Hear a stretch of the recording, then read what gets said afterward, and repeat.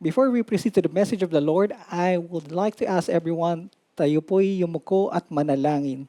Diyos naming Ama, kami po ay nagpupuri, nagpapasalamat sa inyong kabutihan. Lord, we come only because of your grace, because of your love. As we hear your message tonight, Lord, we humble ourselves before you. We ask your Holy Spirit ang siyang maglinis sa amin, Panginoon. Give us teachable spirit. Buksan niyo po ang aming mga puso't isipan na naway maintindihan namin ang inyong ituturo sa amin, Lord. Let your Holy Spirit be the one who will speak among us, Lord. We speak discernment, understanding, and especially breakthrough. And you will change us, Lord God. We will not be the same as we leave this place because you will change us from glory to glory. In Jesus' name we pray, amen and amen. Kamusta po mga kapatid? Before I proceed to the Word of God, I have a question for you. Meron akong tanong sa bawat isa sa inyo. If God will give you one prayer request this year that He will answer, what will be that prayer request na hihilingin mo sa Panginoon? Ulitin ko.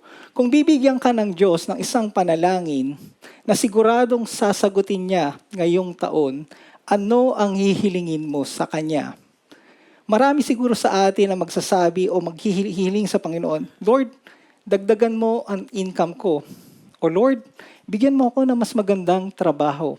O yung mga kapatid natin na may karamdaman yung pamilya, Lord, heal my family. Or sa mga singles, Lord, bigyan mo ako ng love life. O bigyan mo ako ng asawa. Sa mga couples na wala pang anak katulad namin, Lord, bigyan mo kami ng anak. Sa mga kapatid natin na dedicated sa trabaho, Lord, pwede ba ma-promote ako ngayong taon? Mga kapatid, walang masama sa mga panalangin na ito.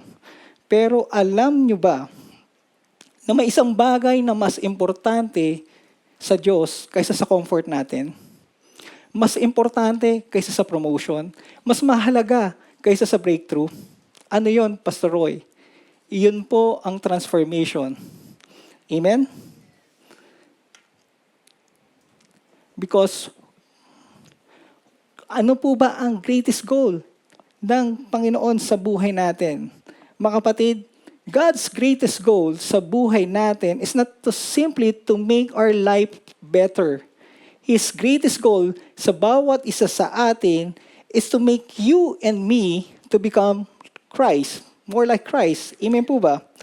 At napansin nyo ba, kapag ang isang tao palagi mong kasama, nagiging katulad ka niya? In what sense? I will just give you an example.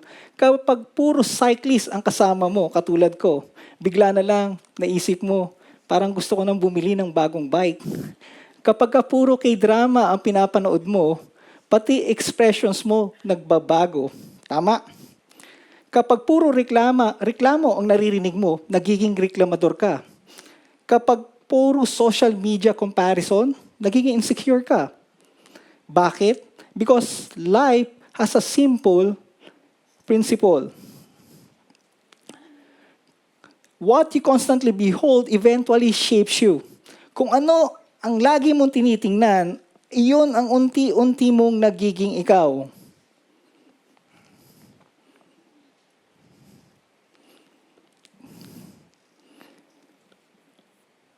That's why Paul says, kaya sinabi ni Paul, when we behold the glory of the Lord, we are transformed into His image. Amen po ba? Kapag si Jesus ang tinitingnan mo, unti-unti kang nagiging katulad ng ating Panginoong Hesus. Amen? Mga kapatid, tandaan natin, ang Christianity is not merely behavior modification. Rather, it is transformation through relationship with Jesus. Amen? Hindi yan instant, hindi yan overnight, pero tunay at supernatural. So the topic I would like to share with you sa gabing ito is changed by His presence. And our text for tonight is in 2 Corinthians 3:18. In the reverence of the Word of God, tayo po ay tumayo at sabay-sabay natin basahin ang salita ng Diyos. Ang sabi po sa New King James Version, but we all with unveiled face, beholding as in the mirror of the glory of the Lord, are being transformed into the same image from glory to glory, just as by the Spirit of the Lord. Sa Tagalog, at ngayong naalis na ang talukbong, nagniningning sa ating mga mukha ang kaluwalhatian ng Panginoon, at ang kaluwalhatiang iyan ay nagmumula sa Panginoon na siyang Espiritu, at ang siyang magbabago sa atin mula sa isang antas ng kaluwalhatian hanggang tayo'y maging kalarawan niya. Pwede na po tayong umupo. Sino po rito ang nagbasa na ng book of 2 Corinthians? Just to give you a background, ang 2 Corinthians ay sinulat ni Apostle Paul. Basically, it is a deeply personal and biographical letter na sinulat ni Paul sa Church of Corinth noong around 55 to 57 AD. And it focuses on three main goals. Una, i-celebrate ang pagkakasundo o reconciliation. Pangalawa, hikayatin ang mananampalataya na maging bukas palad sa pagbibigay. At sa huli is matibay na ipagtanggol ang kanyang pagiging apostol because of his authority. And ano naman ang context ng ating talata sa gabing ito? Mga kapatid, yung talata na nabasa natin kanina, it describes the ongoing lifelong transformation ng isang Kristiyano. Ang sinasabi ng verse, na ang bawat mananampalataya na natanggal na yung talukbong na tumitingin sa glory ng Panginoon ay unti-unting binabago into the likeness of God or Christ through the power of the Holy Spirit. Amen? Sabi mo sa katabi mo, naintindihan mo ba yon? Amen po ba? So I will be sharing with you 4 points. Una, main point number 1, based sa text natin, is we have an open access to God. Sabi doon sa first part ng verse, with unveiled face, o sa Tagalog, at ngayong naalis na ang talukbong. What does it mean? Through Christ, yung veil o talukbong ay nawala. Because of that, we can come now boldly into God's presence with freedom and confidence. Di ba napakagandang balita niyon? Di ba sa mga kababaihan, nung kayo'y kinasal, meron kayong veil. Dahil may veil kayo, hindi makita totally yung iyong kagandahan ng mapapangasawa mo. Hindi ka rin basta makis. Not unless sinabi, you may kiss the bride. Tinanggal yung belo at namangha ang napangasawa mo at pwede ka nang halikan. Amen? Ganon din ang relationship natin sa Panginoon. Because of sins, may humaharang sa atin between us and God. Because of Christ, natanggal na yung veil. Amen po ba? Now, sa Old Testament, to be specific sa Exodus, si Moses naglagay ng veil o belo pagkatapos niya makatagpo ang Diyos. When he met God, yung glory ng Diyos nag-reflect sa mukha niya. Then, nung bumaba siya, naglagay siya ng belo. Why? Because yung mga tao ng panahon na yun, dahil sa kanilang kasalanan, ayaw nilang makita ang glory ng Panginoon. Amen? Pero what Paul has said on this verse, dahil kay Jesus, tinanggal na ang veil. What does it mean for us? Meaning, wala nang harang, wala nang separation. Pwede na tayong lumapit sa Diyos. Amen? Kapatid, the veil of the Old Testament symbolizes distance, but Jesus tore the veil. Amen? So we can come to God. Amen? Amen po ba?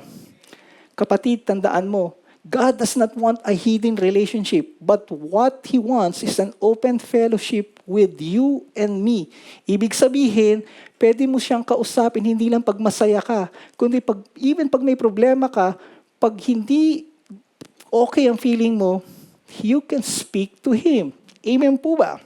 Ulitin ko, brothers and sisters, we have access to God. Sabi sa Hebrews 10:19 to 22, basahin po natin.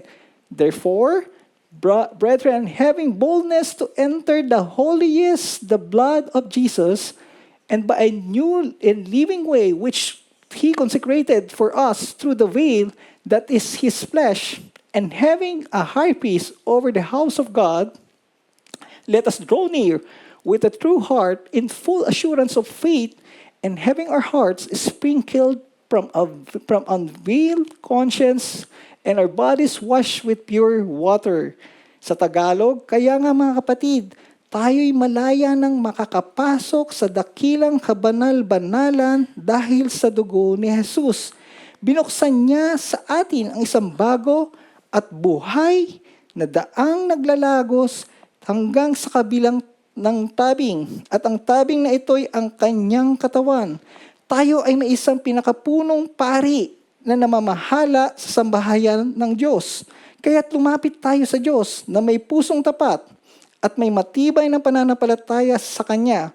Lumapit tayong may malinis na budhi, sapagkat nilinis na ang ating mga puso at hinugasan na ng dalisay na tubig ang ating mga katawan. Amen? That time, brothers and sisters, ang mga Hudyo or Jews, hindi sila basta-bastang pwedeng makalapit sa presensya ng Diyos. Noong panahon na yon, may tabernacle at temple. Sa tabernacle at temple, may tinatawag na holy place at most holy place. At alam nyo ba, ang high priest lang ang pwedeng pumasok sa the most holy place once in a year lang.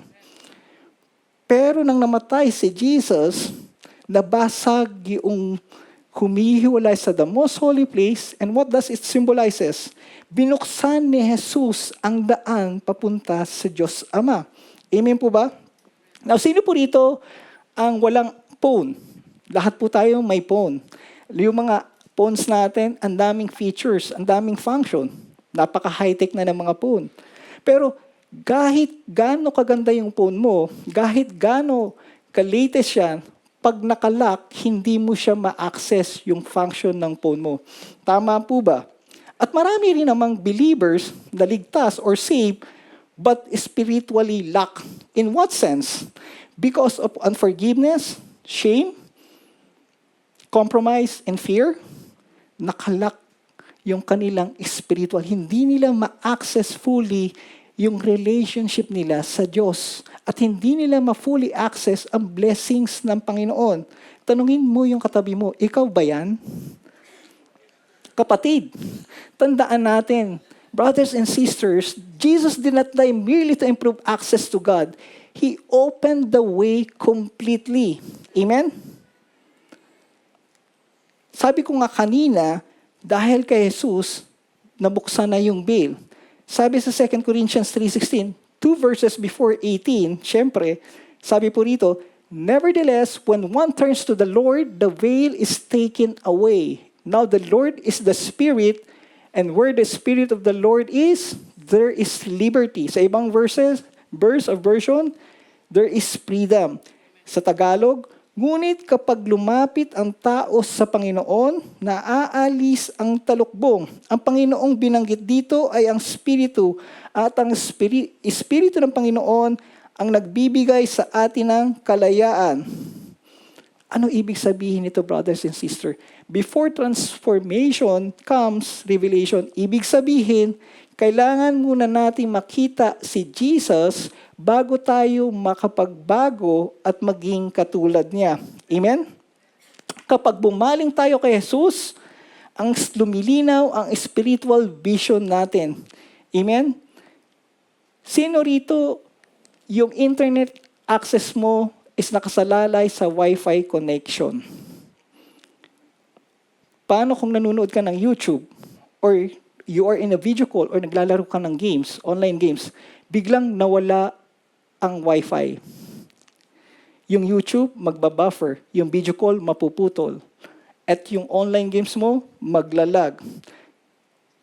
Tapos sasabihin mo, mahina yata internet dito sa QEC. No good. Ganon din tayo, mga kapatid, spiritually. In what sense?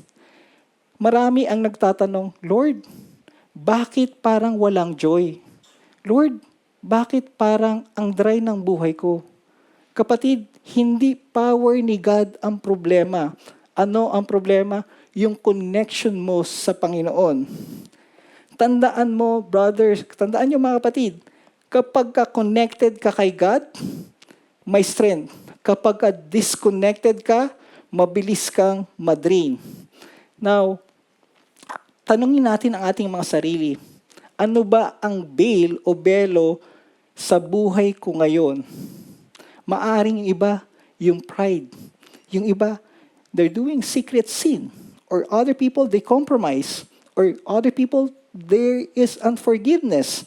Or maybe, because of your disappointment or your fear or busyness, may bail na nagiging harang para mabago ka ng Diyos. Kapatid, God wants to remove the veil so that you can clearly see Jesus. Amen? So as a reflection on point number 1, tanungin po natin ang ating mga sarili, ano ang mga veil o harang na pumipigil sa akin para mas mapalapit ako kay God? Relationship ba o religion ang meron ako kay Jesus? Paano ko mas mapapalalim ang intimacy ko sa Diyos araw-araw? Amen? You ask yourselves. Wala tayong matatago sa Diyos. Kapatid, that's point number 1. Point number 2 is this. Kapag natanggal na yung veil o belo o harang, may mangyayaring powerful. Ano yun, Pastor Roy? We become what we behold. Amen? Sabi doon sa talata, the second part, it says, beholding as in a mirror the glory of the Lord. O sa Tagalog, nagniningning sa ating mga muka ang kaluwalhatian ng Panginoon. Kapatid, what you focus shapes who you become. When you fix your eyes on Jesus, you begin to reflect His glory sa buhay mo. Tama po ba? Amen? Amen po ba?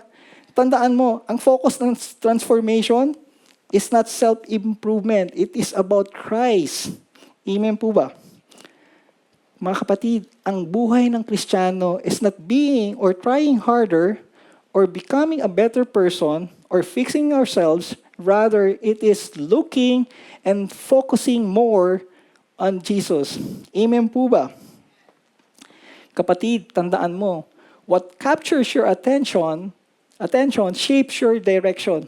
Ano ba nagka-capture ng attention mo sa ngayon? It will shapes your direction. And amen. Totoo po ba? Amen? Kapatid, naalala niyo ba yung story ni Peter na lumakad siya sa tubig? It is found in the book of Matthew on chapter 14, 22 to 33. Di ba, pumunta si Jesus, sinagip sila. Tinanong ni Peter, Lord, ikaw ba yan? Tawagin mo ako at lalapit ako sa iyo. Sabi ni Jesus, yes, it is I. Come, Peter. Si Peter, lumapit. When he focused to Jesus, nakalakad siya sa tubig. But when he nawala yung focus niya sa Diyos, lumubog siya sa tubig. Tama po ba?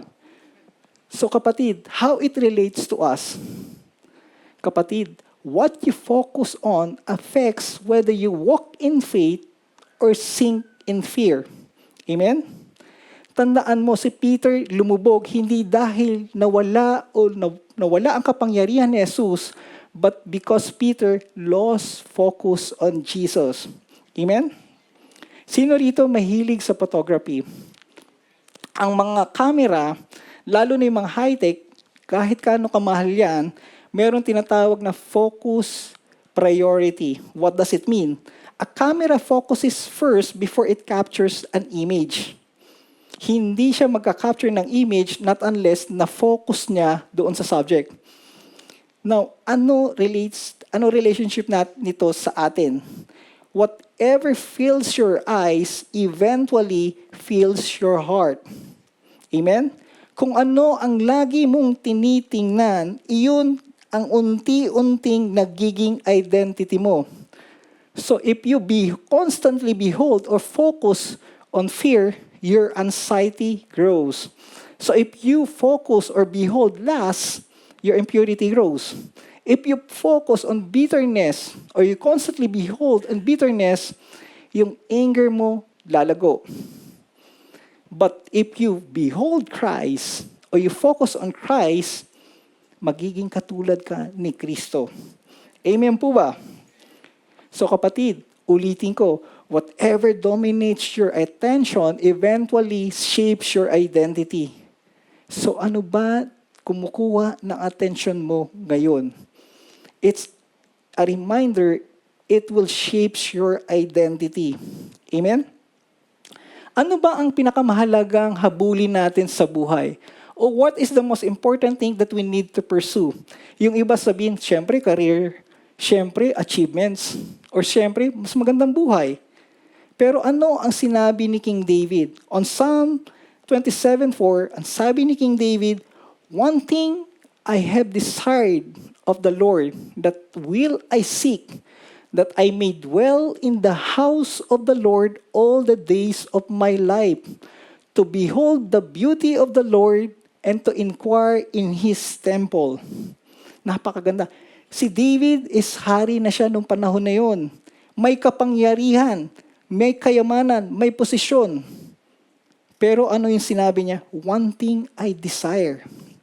Hindi hiniling ni David ang mas malaking kaharian. Ano yung gusto niya? Manatili sa presensya ni Lord. Amen? Alam ni David na ang tunay na pagbabago ay mangyayari lang sa presensya ng ating Diyos. Amen? Ang pinakamahalagang person ni David, ano yun? Ay hindi success, kundi presence ni God. Amen? All of us, dumaraan ng pagsubok. If you will ask yourself, what is the key for us to endure all the trials, sufferings of life?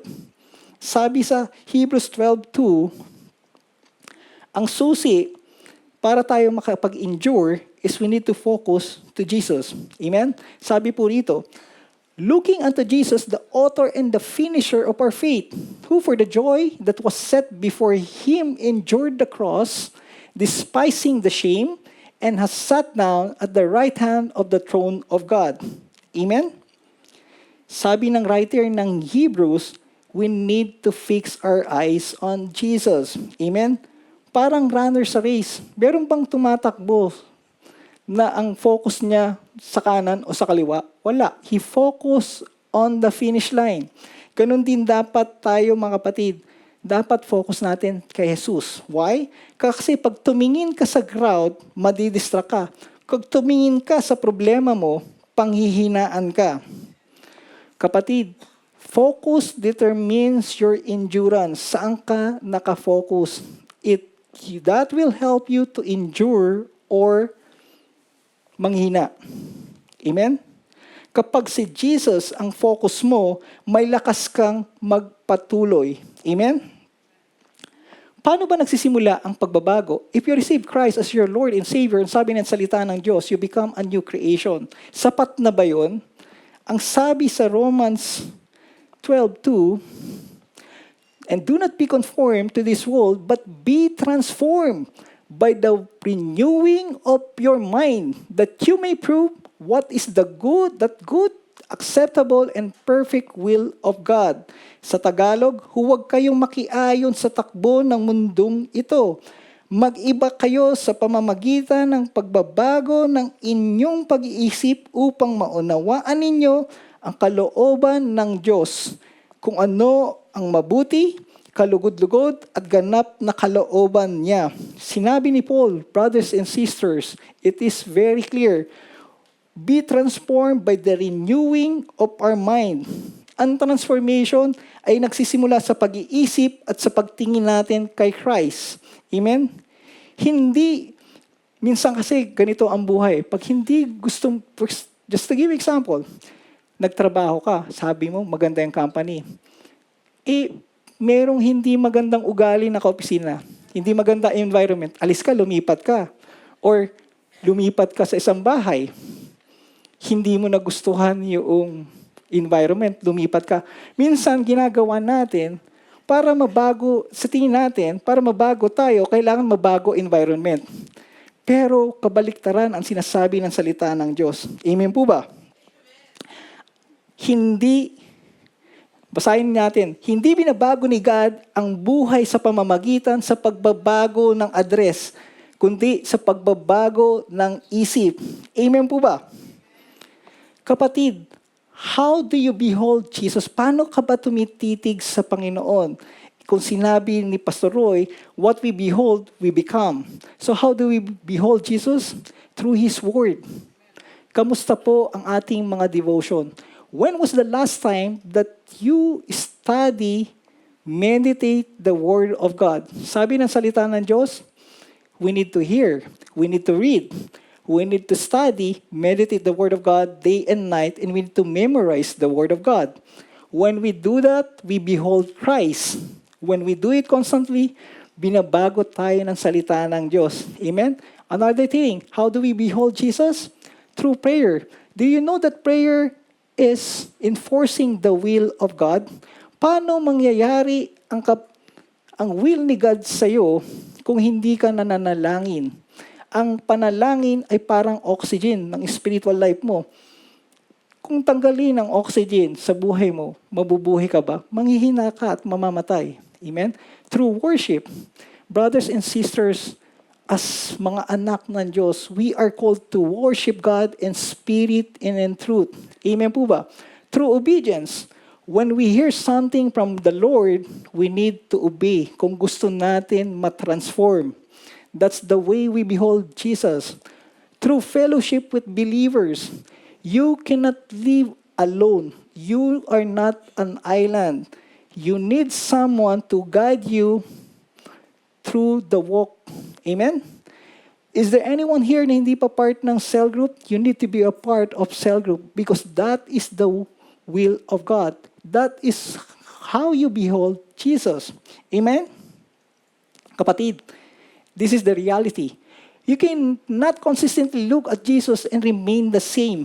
Pagka constantly tumitingin ka kay Jesus, magbabago ka 100%. Pero hindi pwede buong linggo, mundo ang tinitingnan mo o tinututukan mo, tapos i-expect mo, magbabago ka, magiging Christ-like ka. Imposible. Huwag mong lokohin ang sarili mo. Amen? Kapatid, as a reflection on point number 2, let us ask ourselves, ano ang madalas na kumukuha ng attention at focus ko ngayon? Ang buhay ko ba ay mas nahuhubog na mundo o ng presence ni Jesus? Kung titingnan ng tao ang buhay ko, mas nakikita ba nila si Christ sa akin? Kapatid, let's proceed on point number 3. Now, here's the good news. Possible ang transformation o pagbabago, pero process siya. Point number 3, on our topic, change by His presence is transformation is a process. The later part of the verse, it says, are being transformed. Or sa Tagalog,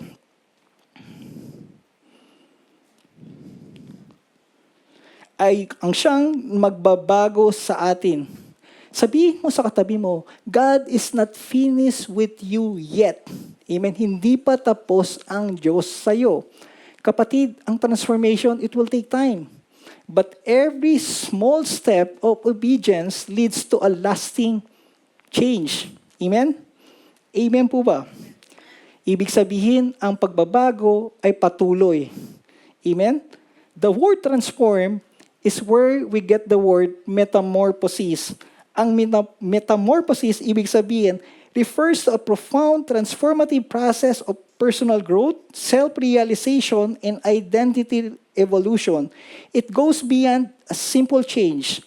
It is the complete psychological, emotional, and spiritual evolution from one way of being into an entirely new, elevated state of living. Just to give you more illustration, ano ba ibig sabihin ng metamorphosis? Katulad siya ng caterpillar na naging butterfly. Ito po yung larawan. Makita nyo yung caterpillar, it transformed into a butterfly. That's what metamorphosis. Amen? Napansin nyo ba doon sa talata, hindi sinabing transform, kundi sinabi being transformed. Malinaw po ba? Di ba? Sabi po doon sa talata, being transformed. Ibig sabihin, ongoing ang process. So we are, all of us, are an ongoing process of God changing us. In what way? our desires. God is changing our mindset. God is changing our character. God is changing our priorities. And God changing our reactions. Sabihin mo sa katabi mo, naintindihan mo ba yon? Kapatid, this is reality. Ang salvation, instant. Pero ang transformation, progressive. Ibig sabihin, unti-unti, pero patuloy. Amen po ba? Ang spiritual growth ay katulad ng pagtanim ng puno. Pag nagtanim ka ba nilagay mo ba yung buto sa lupa, kinabukasan may puno na, may bunga na? Wala. Tama? Ganun din ang spiritual growth. It is not overnight, but ultimately, pag aalagaan mo yung puno, over time, yung root niya lalalim, and there will be a time, magiging puno na siya at magbubunga. Amen? Kapatid, maybe some of you will say, Pastor, I still struggle. Ang hirap magbago. Ang hirap maging Kristiyano. Or, hindi pa ako perfect even though may pangalan is perfecto. Or even, some of you will say, nadadapa pa rin ako, hindi lang madalas. Madalas, hindi lang minsan. Kapatid, this is the good news that God is saying to you. If you are pursuing Jesus, kung hinahabol mo si Jesus, the Holy Spirit is still working in you. Amen po ba? Kapatid, transformation is often invisible before it becomes undeniable. Amen? Ulitin ko, hindi pa tapos si Lord sa atin. Kaya sabi sa Philippians 1:6, being confident of this very thing, that He who has begun a good work in you will complete it until the Lord Jesus comes. Amen? Natitiyak kong ang mabuting gawang pinasimulan sa inyo ng Diyos ay Kanyang lulubusin hanggang sa araw ng pagbabalik ni Hesus Kristo. Amen? Di ba napakagandang talata nun? Mga kapatid, si Lord patient sa'yo because He knows that it will take time. And He sees the finished product in you. Amen? Ulitin ko, ang transformation ay pagbabago ay trabaho ng Diyos. It is a work of God. Hindi niya iiwanan half-finish ang ginagawa niya. Sa atin, marami tayong nasimulan, pero iilan lang ang natapos natin. Pero si Lord, hindi project ni God ang buhay mo na iiwanan sa kalagitnaan. If God has started something in you, He will surely finish it. Amen? The only question is, will you surrender everything to God for Him to finish the work of transformation sa buhay mo? Amen po ba? Sino po rito na matagal na nasa abroad? Maybe some of you, 5 years nang hindi nakakauwi sa Pilipinas. Paano kung may anak ka, pamilya ka, na nakakausap mo lang sa video call? Nung umalis ka, baby pa lang yung anak mo, then after some time, nakikita mo sa video call, unti-unting lumalaki. Nagbabago itsura. Nagmamature. That's the reality of transformation. Transformation is little by little. Ganun din spiritually, brothers and sisters. Sometimes hindi mo nakikita yung growth mo. Minsan sabi mo, parang walang nagbabago sa akin, ayoko na mag-church sa QEC.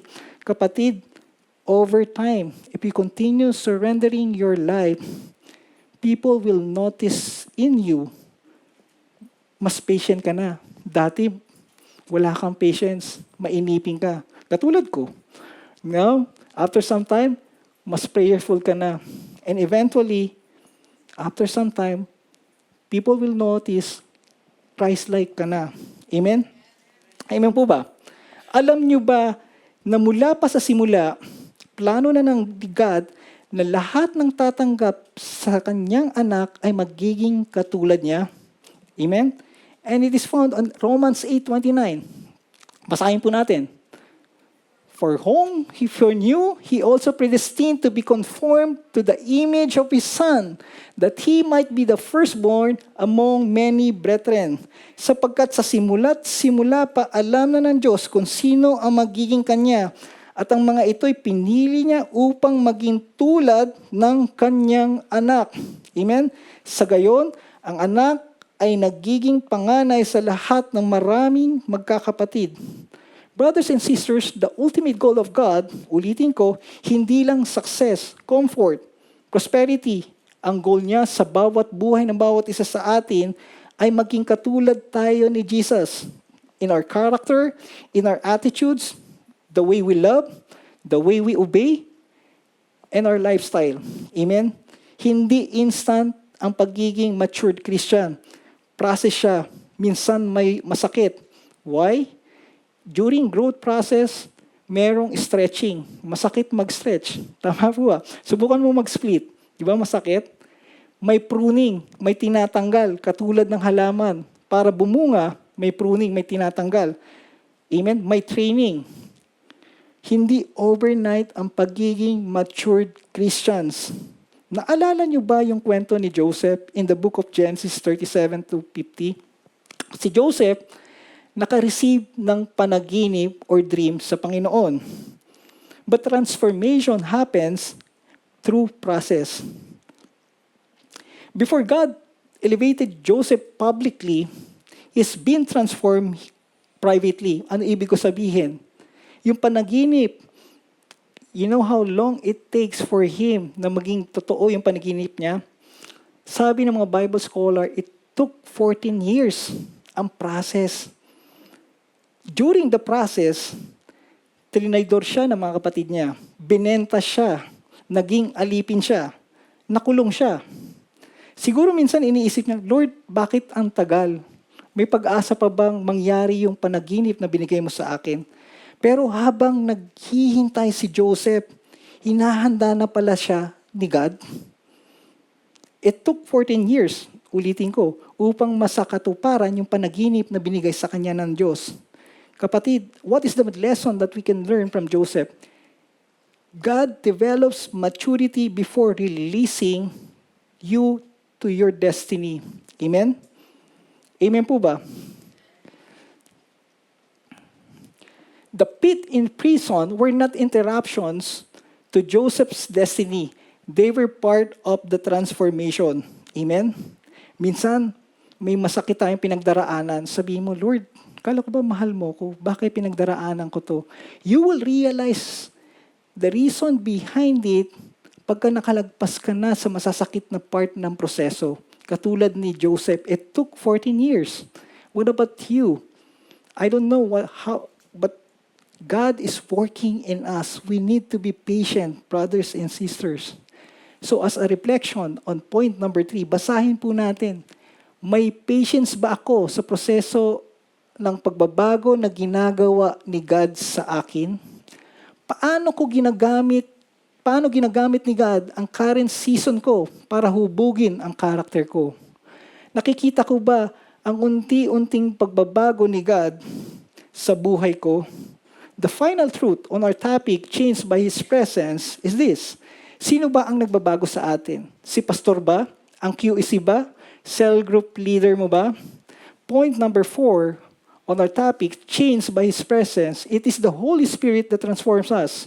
Sabi doon sa last part ng 2 Corinthians 3:18, it's very clear. Just as by the Spirit of the Lord, o sa Tagalog, nagmula sa Panginoon na siyang Espiritu ang siyang magbabago sa atin. Amen? Malinaw ba kapatid? Tandaan mo, you cannot change yourself. Only the Holy Spirit can transform your hearts and make you more like Jesus. Amen? Ang transformation o pagbabago is not human effort alone. You cannot produce Christ-likeness by fleshly striving. Hindi mo kaya maging Christ-like gamit lang ang willpower. Maski bigyan ka ng jacket, temporary lang ang behavior modification. Pwede kang maging mukhang mabait, pero pag hindi na maganda ang nakikita mo, lalabas pa rin yung kahinaan mo. Pero sa Holy Spirit, binabago niya ang puso natin. Amen? Kapatid, tandaan mo, God is more committed to your transformation than you are. Amen? Seryoso si Lord sa buhay natin. Meron bang sanga na pag tinanggal mo sa puno, lalago at magbubunga? Wala. Di ba? Sabi nga ni Jesus Christ on John 15:5, I am the vine and you are the branches. He who abides in me and I in him bears much fruit. For without me, you can do nothing. Ako nga ang puno ng ubas at kayo ang mga sanga.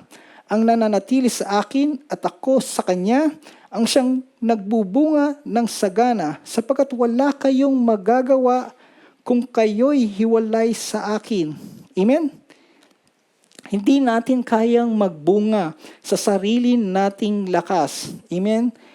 No matter how good you think you are, kailangan natin ang Holy Spirit. Amen?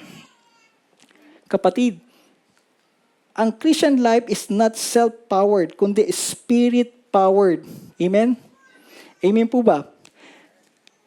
Kwento ni Saul, na naging Paul, sa Acts 9. Si Saul, magagalitin, mayabang, prideful, violente, persecutor ng Christians. Pero isang encounter lang kay Jesus, nagbago ang lahat. The Holy Spirit turned him from persecutor into a preacher, from a destroyer to a disciple maker. So, ano ang relationship nito sa atin?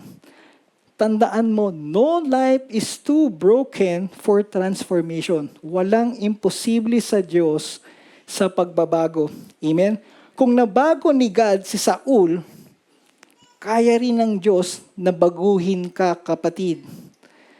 But self-effort can modify behavior, but it is only the Holy Spirit can transform the heart of a man.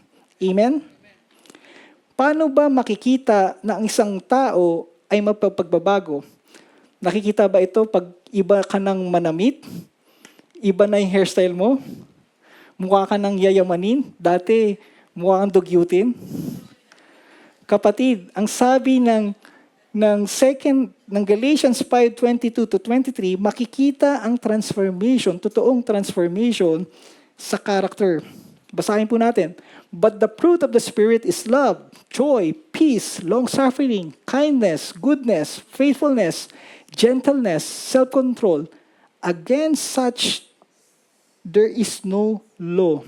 Subalit ang bunga ng Espiritu ay pag-ibig, kagalakan, kapayapaan, katiyagaan, kabaitan, kabutihan, katapatan, kahinahunan, at pagpipigil sa sarili. Walang batas laban sa mga ito. Tingnan mo yung katabi mo. Nakikita ba sa buhay niya?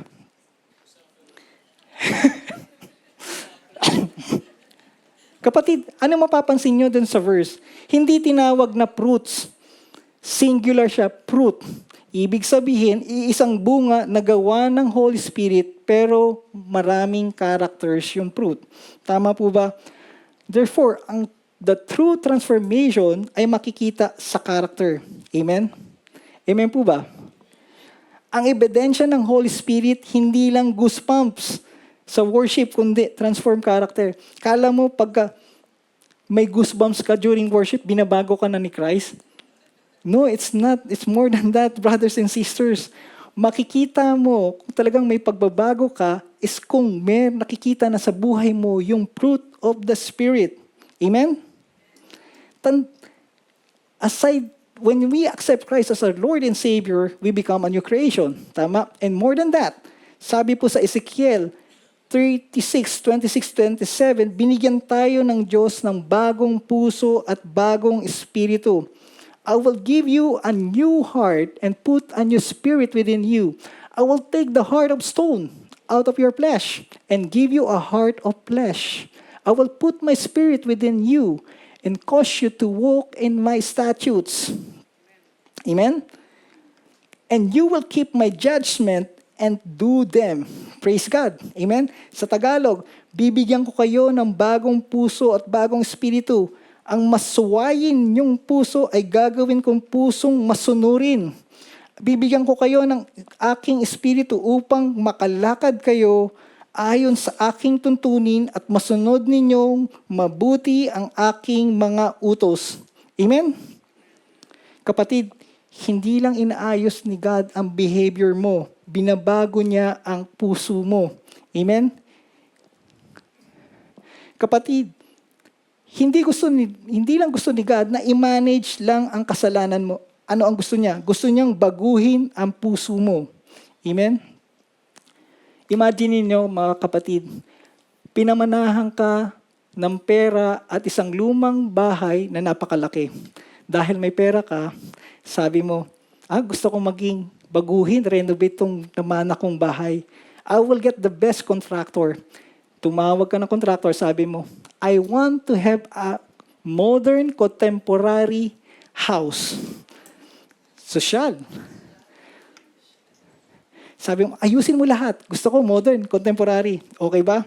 Pero maya-maya, sasabihin mo sa contractor, Paps, wag mong gagalawin yung kusina. Papis, wag mong gagalawin yung sala. O wag mong gagalawin yung kwarto, pati yung bedroom. Paano maayos yung bahay? Ganon din tayo minsan kay God, brothers and sisters. Hinihiling natin, Lord, baguhin mo ako. Pero sinasabi natin, Lord, pero itong finances ko, ayoko magbigay ng 10% kasi mabigat yan eh. Laki na ng sahod ko eh. O Lord, wag yung pride ko. Kasi gusto ko, sikat ako. O Lord, huwag tong secret relationship ko. Tandaan natin mga kapatid, si Lord hindi magnanakaw. Ang magnanakaw, hindi kumakatok, bigla na lang pumapasok sa bahay. Kukunin ko ano yun. Si Lord kumakatok muna bago siya pumasok. How does it relate sa ating pagbabago? Kumakatok si Lord sa buhay natin. Kung bubuksan natin ang lahat ng part ng buhay natin, papasok siya at babaguhin niya tayo. Pero kung hindi natin papayagan si Lord sa ibang part ng buhay natin, we cannot fully be transformed and we cannot be Christ-like. That's the reality. Amen? Amen po ba? Baka may nagsasabi, Pastor, hindi ko na kaya magbago. Kapatid, ito lang ang sinasabi sa iyo ng Diyos. Ang Holy Spirit, especially siya sa imposibleng transformation. Amen? Kaya niyang baguhin ng addict. Kaya niyang baguhin ng broken person. Magagalitin, mayabang, cold Christians, wandering heart, even lesbians. There's nothing impossible to God. Amen? Mga kalalakihan, hindi mo kailangang magpanggap na malakas ka kay God. Alam ng Diyos ang pinagdaraanan natin. Amen? Singles, hindi validation ng tao ang kailangan mo. Brethren, hindi tayo forgotten kay God. The Holy Spirit is still working in us. So as a reflection on point number 4, let us ask ourselves, umaasa ba ako sa sarili kong lakas o sa Holy Spirit para magbago? May area ba sa buhay ko na kailangan ko nang isurrender kay God? Open ba ang puso ko sa transforming work ng Holy Spirit araw-araw? As a conclusion on our topic, changed by His presence, transformation is a lifelong process, and every season of life is an opportunity for you and me, for God to shape our character. As we behold in His glory day by day, may our lives increasingly reflect Jesus, moving from glory to glory until others can see Christ in us. Brethren, as we come to the end of this message, I have one last question sa inyo. Ano ang gusto mong maging resulta ng buhay mo? Mas malaking sahod? Mas malaking bahay? Maraming achievements? Walang masama sa mga bagay na yan. Pero tandaan natin, lahat na yun ay pansamantala lang. Tama po ba? One day, matatapos ang kontrata mo. Or even anytime, makatanggap ka ng letter, pauwiin ka. Makakalimutan ang lahat ng achievements mo. It's a reality of life. Yung pera na pinag-ingatan mo, pwedeng mawala isang iglap. Amen? Yung bahay na pinagkagastusan mo, yung mamamahaling mga bagay na binili mo, masisira at maluluma. Pero may isang bagay na may eternal value. Ano yun? Iyon ang karakter ni Kristo na nahubog sa ating buhay. Sa buong mensahe natin ngayong gabi, just to repeat and to reflect, para mag-sink in sa atin. Una, may access na tayo sa Diyos because of Christ. Hindi na tayo kailangan mamuhay na malayo sa Kanya. Amen?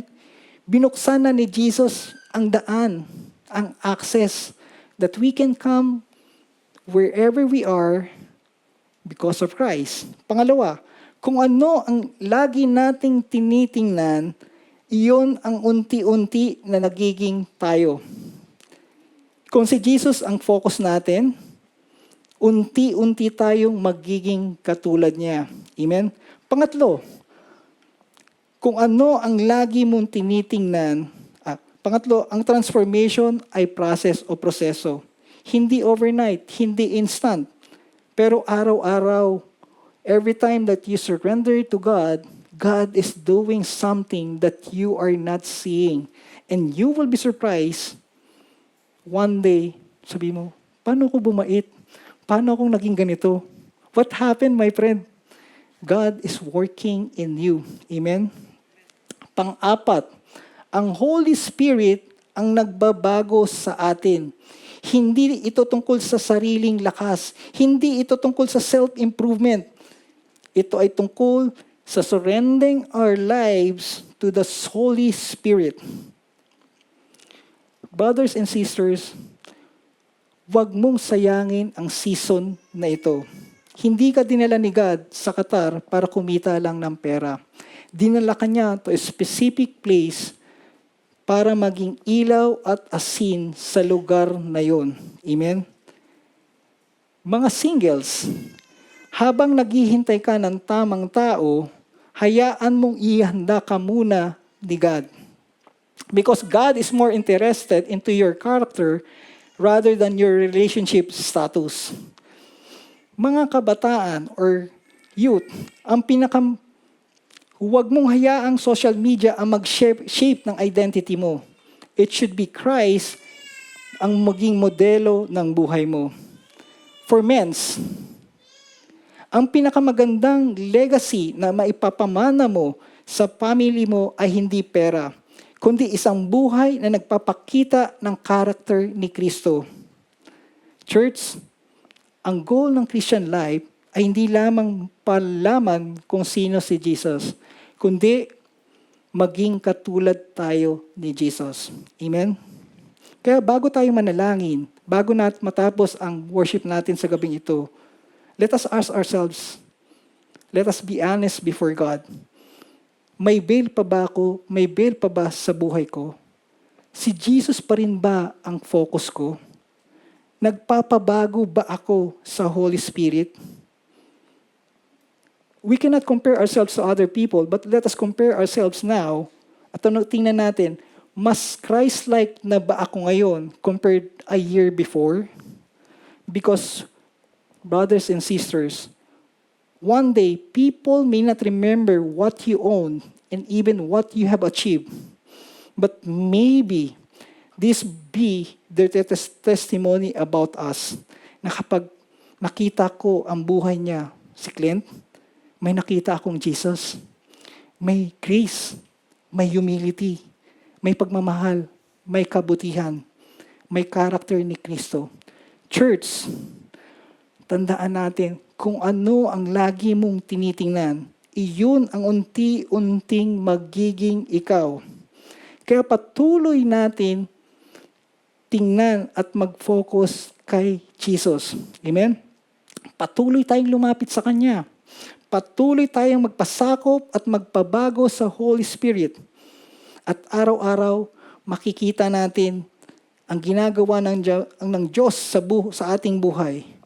From glory to glory, to glory, to glory, until one day, we become more and more like Jesus.